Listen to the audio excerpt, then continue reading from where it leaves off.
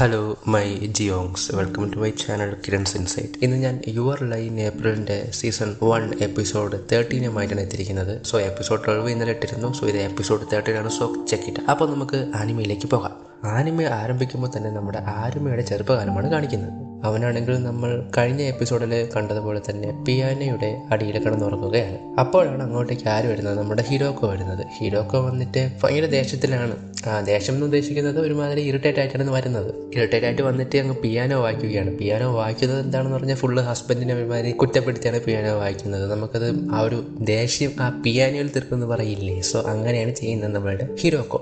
ഹസ്ബൻഡുമായിട്ട് അടിയായിട്ടാണ് വന്നതെന്ന് തോന്നുന്നു. അങ്ങനെ ആരുമ ഹിരോക്കയോട് ചോദിക്കുകയാണ്, നിങ്ങൾ ഹസ്ബൻഡുമായി വീണ്ടും വഴക്കായോ അല്ലെങ്കിൽ അടിയായോ എന്ന് ചോദിക്കുകയാണ്. അപ്പോൾ ഹിരോക്കോ പറയുന്നത് അതെ അയാൾ സോറി പറഞ്ഞില്ലെങ്കിൽ അയാളും ഞാനുമായിട്ട് പിരി എന്നൊക്കെ പറയുകയാണ്. അങ്ങനെ ഹിരോക്കോ എങ്ങനെയാണോ വായിക്കുന്നത് അത് കണ്ട് ആരിമ അതുപോലെ അല്ലെങ്കിൽ അതിലുപരി അതിൽ നന്നായിട്ട് പിയാനോ വായിക്കുകയാണ് നമ്മളുടെ ആരിമ. ഒറ്റ സ്ട്രെച്ചിൽ കണ്ടതേ ഉള്ളൂ. സോ കണ്ട ഉടനെ തന്നെ അവനെല്ലാം ക്യാച്ചപ്പ് ചെയ്തെടുത്തിട്ട് ഇപ്പോൾ വായിക്കുകയാണ്. സോ ഇത് കണ്ട ഹിരോക്കോ ഒരുമാതിരി ഞെട്ടിപ്പോയി. ഇവൻ ഇത്രയും കഴിവൊക്കെ ഉണ്ടായിരുന്നു എന്നൊക്കെ പറഞ്ഞ്. കാരണം ഇവൻ പിയാനോ വായിക്കുന്നതെന്ന് ഇവർക്ക് അറിഞ്ഞിട്ടായിരുന്നു. ഫസ്റ്റ് ടൈം കാണുന്നതാണ്, പിയാനോ വായിക്കുന്നത് കാണുന്നത് ഈ ടൈമിലാണ്. സോ ആ ഒരു ചൈൽഡ്ഹുഡാണ് അല്ലെങ്കിൽ ആ ഒരു ചെറുപ്പകാലമാണ് നമുക്കിപ്പോൾ കാണിച്ചു തരുന്നത്. നീ എങ്ങനെയാണ് ഇങ്ങനെ വായിക്കുന്നത് ചോദിക്കുകയാണ് നമ്മളുടെ ഹിരോക്കോ ആരുമയോട്. അത് നിങ്ങൾ വായിച്ചതുപോലെയാണ് ഞാനും വായിച്ചത്. ഹിരോക്കയ്ക്ക് ഇത് കേട്ട് സന്തോഷമാവുകയാണ്. ഇപ്പോൾ നമുക്ക് പ്രസന്റ് ടൈമാണ് കാണിക്കുന്നത്. സോ ഇത്രയും സീൻ നമുക്ക് എന്താണ് വിവരിച്ചു തന്നതെന്ന് പറഞ്ഞാൽ നമ്മുടെ ആരിമ പിയാനിസ്റ്റ് ആയിട്ട് മാറാൻ വേണ്ടി ഒരു ബാക്ക് ബോൺ ആയിട്ട് ഇരുന്നത് ആരായിരുന്നു? നമ്മുടെ ഹിരോക്കോ ആയിരുന്നു. ഹിരോക്കോ കാരണമാണ് ആരിമ ഒരുപക്ഷെ പിയാനിസ്റ്റ് ആയിട്ട് മാറിയത് തന്നെ. സോ അവൻ്റെ ഇത്രയും ജേണിയിലെ ഒരു ഫസ്റ്റ്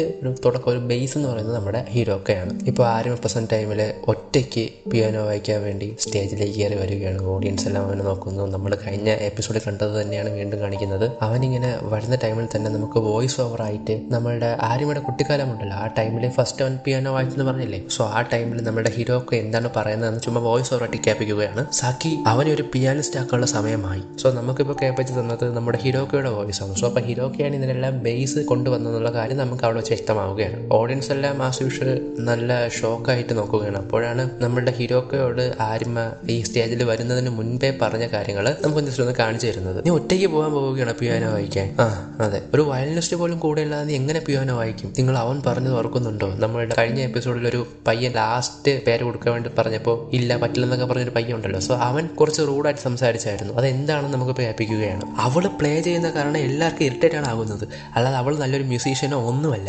അവൾ വെറും വേസ്റ്റ് ആണ് എന്നൊക്കെ പറഞ്ഞാൽ നമ്മളുടെ ആരുമയ്ക്ക് അത്ര ഇഷ്ടപ്പെട്ടില്ല. കാരണം കവോരയിൽ അവൻ ഇത്രയും ഒന്ന് മാറ്റിയെടുത്തതും അവന് ഇഷ്ടമുള്ള പെൺകുട്ടിയും കൂടെ അല്ലേ. സോ ആ പെൺകുട്ടി ഇങ്ങനെ പറഞ്ഞത് അവന് ഇഷ്ടപ്പെട്ടില്ല. സോ അതിൻ്റെ ഒരു വാശിപ്പുറത്താണ് അവൻ ഇങ്ങനെ പോകുന്നത്. ഒറ്റയ്ക്ക് പോയി ഞാൻ തെളിയിക്കും എന്നൊരു രീതിയിൽ പോകുന്നത്. അങ്ങനെ അവൻ പറഞ്ഞ് എനിക്ക് ഇഷ്ടപ്പെട്ടില്ല. അതെനിക്ക് ഇന്ന് തിരുത്തണം. അവൾ നല്ലൊരു മ്യൂസീഷ്യനാണെന്ന് ഇന്ന് ഇവിടെ എനിക്ക് കാണിക്കണം. അവൾ ഉണ്ടെങ്കിലും ഇല്ലെങ്കിലും ഇങ്ങനെ പറഞ്ഞിട്ടാണ് അവൻ സ്റ്റേജിലേക്ക് വരുന്നത്. ഓഡിയൻസിനാണെങ്കിൽ ഫുൾ കൺഫ്യൂഷനാണ്. ഒരു വയലിൻ പെർഫോമൻസ് അല്ലെങ്കിൽ വയലിൻ കോൺസേർട്ടിലെ ഒരു വയലിനിസ്റ്റ് ഇല്ലാതെ എങ്ങനെയാണ് പെർഫോം ചെയ്യുന്നതെന്ന് എനിക്കറിയില്ല എന്നൊക്കെ ഓഡിയൻസ് അങ്ങോട്ടും ഇങ്ങോട്ടും കൂടെ ചുമ്മാ സംസാരിക്കുകയാണ്. അങ്ങനെ അവൻ അവിടെ പിയാനോ പ്ലേ ചെയ്യാൻ വേണ്ടി ഇരിക്കുകയാണ്. ഭയങ്കര ദേഷ്യത്തിലാണ് വന്നിരിക്കുന്നത് ആ ഒരു പയ്യൻ. മിക്കാക്കുൻ പറഞ്ഞത് അവന് ഇഷ്ടപ്പെട്ടില്ല. സോ ആ ദേഷ്യം അവൻ്റെ ഉള്ളിലുണ്ട്. സോ അങ്ങനെ പ്ലേ ചെയ്യാൻ തുടങ്ങി. ഫസ്റ്റ് ഓഡിയൻസിനകത്ത് ഇഷ്ടപ്പെട്ടില്ലായിരുന്നു. അവൻ എന്തോ വാശിപ്പുറത്ത് പ്ലേ ചെയ്യുമ്പോഴും തോന്നിയത്, അല്ലാതെ അവനത് ഫീൽ ചെയ്തല്ല പ്ലേ ചെയ്തത്. എന്തോ വാശി, എനിക്ക് ജയിക്കണം അല്ലെങ്കിൽ എനിക്ക് പ്രൂവ് ചെയ്യണം എന്നൊരു വാശിപ്പുറത്ത് അവൻ പ്ലേ ചെയ്യുമ്പോൾ നല്ല ഫോഴ്സ്ഫുള്ളാണ് പ്ലേ ചെയ്തത്. സോ അതുകൊണ്ട് ആ ഒരു ഫീൽ ലഭിച്ചിരുന്നില്ല. പുറത്തുനിന്ന് ഹിരോക്കയും മകളും നോക്കി നിൽക്കുന്നുണ്ട് അവൻ്റെ ആ ഒരു പെർഫോമൻസ്. സോ അങ്ങനെ ഹിരോക്ക നോക്കിക്കൊണ്ട് നിൽക്കുമ്പോൾ ഹിരോക്കയുടെ മൈൻഡ് വോയിസ് ആയിട്ട് കേൾപ്പിക്കുകയാണ്, സാക്കി ഒരുപാട് ഈ മ്യൂസിക് ഇഷ്ടപ്പെട്ടിരുന്നു. ഒരുപാട് നാൾ നിന്നെ ഈ ഒരു മ്യൂസിക് ഇറിറ്റേറ്റ് ചെയ്തിരുന്നുവെന്നും എനിക്കറിയാം. പക്ഷേ ഇത്രയും ഫ്രസ്ട്രേഷൻ പിടിച്ചതുപോലെ നിന്റെ അമ്മ വായിച്ചിട്ടില്ല എന്ന് ഹിരോക്കോ മൈൻഡ് വോയിസിൽ ഇങ്ങനെ പറയുകയാണ്. വായിച്ചുകൊണ്ട് നിൽക്കുമ്പോൾ തന്നെ മനസ്സിൽ ഇങ്ങനെ പറയുകയാണ്, നോക്കുന്നേ എത്ര നന്നായിട്ടാണ് വായിക്കുന്നതെന്ന് എന്നൊക്കെ ഇങ്ങനെ മനസ്സിൽ പറയുന്നുണ്ട്. പെട്ടെന്ന് അവൻ ഹാലുസിനേഷനിലേക്ക് പോവുകയാണ്. വീണ്ടും ഉൾക്കടലിനടിയിൽ പോവുകയാണ് അവൻ. ഇതിങ്ങനെയല്ല വായിക്കാനുള്ളത്. ഇപ്പോൾ നമുക്ക് അവൻ്റെ ചെറുപ്പം കാണിക്കുകയാണ്. ഞാനിത് ഒരുപാട് തവണ അമ്മ വായിക്കുന്നത് കേട്ടിട്ടുണ്ട്. അത് കേട്ടാണ് ഞാൻ ഉറങ്ങുന്നത്. എനിക്കൊന്നും കേൾക്കാൻ പറ്റുന്നില്ല, ഒന്നും ചേഞ്ച് ആയില്ല. പക്ഷേ എൻ്റെ അകമ്മ ആ പിയാനോയുടെ സൗണ്ട് എനിക്ക് കേൾക്കാം. It's inside me. അപ്പോൾ ഹിരോക്കോ പറഞ്ഞത് ആലോചിക്കുകയാണ്. ചെവി കൊണ്ട് കേൾക്കുന്നത് മാത്രമായിട്ട് നീ നിന്നെ ലിമിറ്റ് ചെയ്യരുത്. ഒരിക്കലും നോട്ട്സ് മിസ്സായി പോകുന്നത് ഒരു കേഴ്സായി കാണരുത്, അതൊരു ഗിഫ്റ്റായി കാണും. ഇപ്പോൾ ചെറുപ്പത്തിൽ അവൻ്റെ അമ്മ അവനോട് പറയുന്നത് അവൻ ആലോചിക്കുകയാണ്. ജെന്റിലായിട്ട് പ്ലേ ചെയ്യൂ ആരിമ, ഒരു കുട്ടിയെ തലോടുന്നത് പോലെ പ്ലേ ചെയ്യൂ ആരിമ. ഇത്രയും ഓർത്ത് അവൻ പറയുകയാണ്, അമ്മ നിങ്ങൾ എൻ്റെ അടുത്തുള്ളതാണ് എനിക്കറിയാം. ഇനി ഇത് അമ്മ പ്ലേ ചെയ്യും. ഇപ്പോൾ നമ്മുടെ ആര്യമ്മ ഭയങ്കര സോഫ്റ്റായിട്ട് പ്ലേ ചെയ്യാൻ തുടങ്ങിയിരിക്കുകയാണ്. അവൻ്റെ അമ്മ എങ്ങനെയാണോ പ്ലേ ചെയ്തത് അതുപോലെ സോഫ്റ്റായിട്ട് പ്ലേ ചെയ്യാൻ തുടങ്ങിയിരിക്കുകയാണ്. ഓഡിയൻസ് എല്ലാവരും ആശ്ചര്യത്തോടെ നോക്കുകയാണ്. ഇത്രയും നേരം അഗ്രസീവായി പ്ലേ ചെയ്തുകൊണ്ടിരുന്ന ആര്യമ്മ ഇപ്പോൾ നല്ല സ്മൂത്തായി സോഫ്റ്റായി പ്ലേ ചെയ്യുന്നു. എല്ലാവരും വടാരി സുഭാഗ്യ എന്ന് പറയാൻ ആ മിക്കാക്കുൻ എന്ന പയ്യൻ വരെ ആശ്ചര്യത്തോടെ കേൾക്കുകയാണ്. ഹീറോയ്ക്ക് ഇത് വിശ്വസിക്കാൻ പറ്റുന്നില്ല. കാരണം എങ്ങനെയാണോ ആര്യമ്മയുടെ അമ്മയായ സാക്കി വായിക്കുന്നത് അതുപോലെ തന്നെ അവനും വായിക്കുകയാണ്. ഇപ്പോൾ ഹീറോയ്ക്ക് ഫ്ലാഷ് ബാക്ക് ആലോചിക്കുകയാണ്. ആര്യമ്മയുടെ മുഖത്തേക്ക് പിയാനോ അറേഞ്ച്മെന്റ് വലിച്ചെറിഞ്ഞില്ലേ, ഈ ഒരു ടൈമാണ് നമ്മുടെ ഹീറോയ്ക്ക് ആലോചിക്കുന്നത്. സാക്കി, നീ എന്തായി ചെയ്തത്? ഏതെങ്കിലും ഒരു അമ്മ ഇങ്ങനെയൊക്കെ ചെയ്യുമോ? നിനക്ക് വേണ്ടിയില്ല അവൻ ഇത്രയും ചെയ്തത്. സാക്കി പിയാനോ അറേഞ്ച്മെന്റ് എടുക്കാൻ വേണ്ടി വീൽ ചെയറിൽ നിന്ന് കുടിഞ്ഞപ്പോൾ തന്നെ തറയിലേക്ക് വീണു പോവുകയാണ്. എനിക്കറിയാം, എല്ലാം എനിക്കറിയാം, പക്ഷെ എനിക്ക് സമയം വളരെ കുറവാണെന്നുള്ള കാര്യം നീ ഓർക്കണം. അവനാണെങ്കിൽ അമ്മ അങ്ങനെയെല്ലാം ചെയ്തത് ഓർത്ത് കരയുകയാണ്. ഇത് കണ്ട ഹീറോയ്ക്ക് ഗിൽട്ട് അടിക്കുകയാണ്. കാരണം അവൾ കാരണമല്ലേ ഇവൻ പിയാനോ വായിക്കാൻ സ്റ്റാർട്ട് ചെയ്തതും ഇപ്പോൾ ഈ ഒരു കോൺസേർട്ടിൽ വന്ന് എത്തി നിൽക്കുന്നതും. ഐ മീൻ ആ ഒരു ചൈൽഡ്ഹുഡിൽ ആ ടൈമിൽ ഇങ്ങനെ പിയാനോ വലിച്ചെറിഞ്ഞില്ല അറേഞ്ച്മെന്റ്. സോ ആ ടൈമിലുള്ള കോൺസെപ്റ്റാണ് ഞാൻ ഉദ്ദേശിച്ചത്. സോ ഇതിനെല്ലാത്തിൻ്റെ അവസ്ഥയ്ക്കും കാരണം അവൻ്റെ ഒരു ട്രോമ, ഡിപ്രഷൻ അവൻ അനുഭവിക്കുന്ന കാരണം, എല്ലാത്തിനും കാരണം നമ്മളുടെ ഹീറോയ്ക്കാണെന്നുള്ള ഗിൽട്ട് വരികയാണ് ഹീറോയ്ക്ക്. അവനെ കെട്ടിപ്പിടിച്ച് സോറി എന്നൊക്കെ പറയുകയാണ് ഹീറോയ്ക്ക്. പക്ഷെ ഇപ്പോൾ അവൻ തിരിച്ചു വന്നതിൽ ഹീറോയ്ക്ക് സന്തോഷമുണ്ട്. അമ്മയിൽ നിന്നും നഷ്ടപ്പെട്ടതെല്ലാം മറ്റൊരു പെൺകുട്ടിയുടെ സഹായത്താൽ ആര്യമ്മ തിരിച്ചു വന്നു. സാക്കി അല്ലെങ്കിൽ അവൻ്റെ അമ്മ അവിടെയുള്ള ഫീൽ അവനറിയാം. അപ്പോൾ ആര്യമ്മ പണ്ട് കവോരി പറഞ്ഞത് ചിന്തിക്കുകയാണ്. നീ ആരാലോചിച്ചാണ് ഈ മ്യൂസിക് പ്ലേ ചെയ്യുന്നത്? അതിനിപ്പോൾ ആൻസറായി അമ്മയ്ക്ക് എന്ന് പറയുകയാണ്. ഇപ്പോൾ ആ ഫ്ലാഷ് ബാക്ക് വീണ്ടും നമുക്ക് കാണിക്കുകയാണ്. ഞാനിപ്പോൾ ഇങ്ങനെ ചെയ്താലേ അവൻ ഇതിനേക്കാളും ബെറ്റർ ആയിട്ട് വായിക്കും. ഞാൻ വിട്ടുപോകുന്ന പെയിൻ അവൻ അറിയരുത്. അതിന് ആ പിയാനോ അവനെ സഹായിക്കും. ഞാൻ എന്തൊരു അമ്മയാണ്. അവൻ്റെ ഇഷ്ടങ്ങളൊന്നും അറിയുന്നില്ല. എന്തിന് അവൻ ഉറങ്ങുന്നുണ്ടോ എന്ന് പോലും ഞാൻ അറിയുന്നില്ല.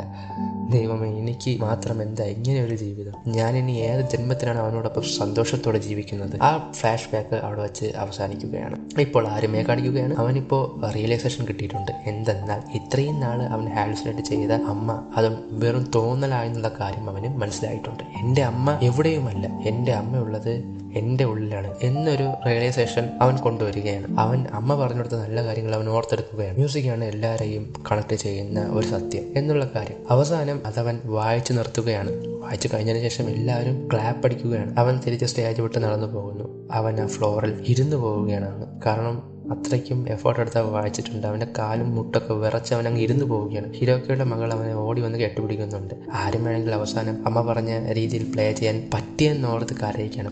പക്ഷേ ഇത് കാണാൻ അവൻ്റെ അമ്മ കൂടെ ഇല്ലായിരുന്നു എന്നതോർത്തും കരയുകയാണ്. ഹീറോക്കോ അവനെ കെട്ടിപ്പിടിച്ച് കരയുന്നുണ്ട്. ഹീറോക്കോ പറയുന്നുണ്ട്, നിന്റെ അമ്മ എങ്ങും പോയിട്ടില്ല, നിന്റെ അമ്മ നിന്റെ ഉള്ളിലാണുള്ളത്. നിന്റെ അമ്മയ്ക്ക് ഇത് സന്തോഷം മാത്രമേ ആവുള്ളൂ. കാരണം നിന്റെ അമ്മ എങ്ങനെയാണോ വിചാരിച്ചത് അതുപോലെ തന്നെ നീ മ്യൂസിക് വായിച്ചിട്ടുണ്ട് എന്ന് പറഞ്ഞ് അവനെ സമാധാനിപ്പിക്കാൻ നോക്കുകയാണ്. അപ്പോഴാണ് ഗൈസ് എനിക്ക് പറയാനുള്ളത്, ഒരു മ്യൂസിക് എല്ലാമാണല്ലേ. Music will connect us, music will heal us, music will trigger our good bad emotions etcetera. So എപ്പോഴെങ്കിലും നിങ്ങൾ കുറച്ച് ലോ ആയിട്ട് ഫീൽ ചെയ്യുമ്പോഴോ അല്ലെങ്കിൽ നല്ലൊരു പാട്ട് കേട്ട് നോക്കുക. It will hit different, right? Okay, അതെല്ലാം ഇവിടെ വെച്ച് അവസാനിക്കുകയാണ്. ഇപ്പോൾ ലാസ്റ്റ് പെർഫോം ചെയ്യാനുള്ള പയ്യൻ അങ്ങോട്ടേക്ക് വരികയാണ്. ആരാണെന്നറിയാമല്ലോ? ഓഡിയൻസിന് ഇൻട്രസ്റ്റ് ഇല്ല. കാരണം ആൾറെഡി നല്ലൊരു പെർഫോമൻസ് കണ്ട് ഇത്രയും നേരം കണ്ടുമാട് തീരുന്നത് കൊണ്ടാവാം ഓഡിയൻസിൻ്റെ ഒരു ഇൻട്രസ്റ്റ് ഇല്ലാത്തത്. മിക്കാക്കുനും ഒരു പേടി എങ്ങനെ പെർഫോം ചെയ്യുമെന്നൊക്കെ. അപ്പോഴാണ് ഓഡിയൻസിൻ്റെ ഇടയിൽ അവൻ്റെ അമ്മ അവന് വേണ്ടി പ്രാർത്ഥിക്കുന്നത് കാണുന്നത്. പിന്നെ അവൻ ഒന്നും നോക്കിയില്ല. അവൻ്റെ ഫുൾ കോൺസെൻട്രേഷനിൽ അവൻ പ്ലേ ചെയ്യാൻ തുടങ്ങിയിരിക്കുകയാണ്. നല്ല സ്മൂത്തായിട്ട് പ്ലേ ചെയ്യുകയാണ്. ഓഡിയൻസ് എല്ലാവർക്കും ഇഷ്ടപ്പെട്ടു തുടങ്ങിയിരിക്കുന്നു. സോ അങ്ങനെ കോൺസേർട്ടും എല്ലാം കഴിഞ്ഞ് വടാരി സുബാക്കി ആര്യമ്മയെ മീറ്റ് ചെയ്യുകയാണ്. ആര്യമ്മയുടെ ചേഞ്ച് കണ്ട് സുബാക്കിയുടെ കണ്ണ് ഓട്ടോമാറ്റിക്കായിട്ട് നിറയുകയാണ്. അവൻ്റെ ഈ കോൺഫിഡൻസ് എല്ലാം കണ്ടിട്ടാണ്. അതെല്ലാം അവസാനിച്ച് ഇപ്പോൾ അവൻ ക്ലാസ്സിലിരുന്ന് പിയാനോ പ്ലേ ചെയ്യുന്നതാണ് കാണിക്കുന്നത്. അപ്പോഴാണ് സുബാക്കി അങ്ങോട്ടേക്ക് ഓടി വരുന്നത്. ഒന്നുമില്ല, കവോരി ഹോസ്പിറ്റലൈസ് ആയി എന്നുള്ള കാര്യം പറയാനായിരുന്നു. അവൻ അങ്ങനെ അവളുള്ള ഹോസ്പിറ്റലിലേക്ക് പോയി നോക്കിയപ്പോഴാണ് അവൾക്ക് കുഴപ്പമില്ല എന്ന രീതിയിൽ അഭിനയിച്ച് കാണിക്കുന്ന കവോരിയുടെ ചിരിച്ച മുഖമായിരുന്നു അവൻ കണ്ടത്. സോ ഇവിടെ വെച്ച് എപ്പിസോഡ് അവസാനിക്കുകയാണ്. ഒരുപാട് കാര്യങ്ങൾ പറയാനുണ്ട് ഈ എപ്പിസോഡിൽ തന്നെ. സ്പീക്കിംഗ് അബൌട്ട് ട്രോമ അത്ര നന്നായിട്ടാണ് ഇതിൽ പറഞ്ഞിരിക്കുന്നത്. ഒരു ചൈൽഡ്ഹുഡ് ട്രോമ അല്ലെങ്കിൽ ഒരുപാട് നമ്മുടെ പ്രസൻറ്റ് ലൈഫിലുള്ള ട്രോമാസിനെ തന്നെ നമ്മൾ എങ്ങനെ ഹാൻഡിൽ ചെയ്യണം എന്നുള്ള കാര്യങ്ങളൊക്കെ വളരെ വ്യക്തമായിട്ട് കാണിച്ചു തന്നിട്ടുണ്ട്. ട്രോമയെക്കുറിച്ച് പറയുമ്പോൾ എനിക്ക് ഒരുപാട് കാര്യങ്ങൾ പറയാനുണ്ട്, എങ്ങനെ അത് ഹീൽ ചെയ്യണമെന്നും. അതിന് പ്രത്യേകിച്ച് വീഡിയോ വേണമോ വേണ്ടയോ എന്ന് നിങ്ങൾ തന്നെ എന്നോട് പറയുക. Because trauma healing is really important now days. And ഈ ഒരു ജനറേഷൻ, ഈ ഒരു ജെൻസി ജനറേഷനിൽ ട്രോമ എന്ന് പറയുന്നത് സർവ്വസാധാരണമായിട്ട് വരുന്ന സാധനമാണ്. സോ അതുകൊണ്ട് തന്നെ അതിനെ ഹീൽ ചെയ്യുക എന്ന് പറയുന്നത് it's important for our self. At last നമ്മളെല്ലാം എന്തിനു വേണ്ടിയാണ് ചെയ്യുന്നത്? മണിക്ക് വേണ്ടിയാണോ? അല്ല. സ്നേഹത്തിന് വേണ്ടിയാണോ? അല്ല. ഒന്നിനു വേണ്ടിയല്ല. നമുക്ക് സമാധാനത്തിന് വേണ്ടിയാണ് നമ്മളെല്ലാം ചെയ്യുന്നത്. സമാധാനം, പീസ്. ആ ഒരു പീസ് കിട്ടുക എന്നതാണ് ട്രോമ മാറുക, ഹീൽ ചെയ്യുക എന്ന് പറയുന്നത്. എന്ന് പറഞ്ഞാൽ ആരും സ്നേഹിക്കരുതെന്നൊന്നുമല്ല. സ്നേഹിക്കണം, സ്നേഹം കൊടുക്കണം. അപ്പം അതിനെക്കുറിച്ച് ഒരുപാട് പേര് വീഡിയോ ചെയ്തിട്ടുണ്ട്. പക്ഷേ എല്ലാവരും ട്രോമ എന്ന് പറയേണ്ട അവസരം വന്ന് നിൽക്കുന്നത് എന്താണെന്ന് പറഞ്ഞാൽ സെൽഫ് ലവ്. ഉള്ളി സെൽഫിഷ് ആയിട്ടിരിക്കുക എന്നൊരു സെൽഫ് ലവ് എന്ന് പറഞ്ഞാൽ നല്ല കാര്യമാണ്. പക്ഷേ അതൊരു എക്സ്ട്രീം കഴിഞ്ഞ് പോയാൽ അത് സെൽഫിഷ് ആയിട്ട് മാറും. സോ നിങ്ങൾക്കത് അങ്ങനത്തെ വീഡിയോസ് വേണമെങ്കിൽ എന്നോട് കമൻറ്റ് ചെയ്യുക. എന്നാൽ ഞാൻ അടുത്ത വീഡിയോ ആയിട്ട് ട്രോമ ഹീലിങ്ങിനെ കുറിച്ച് ഇടുന്നതായിരിക്കും. So by.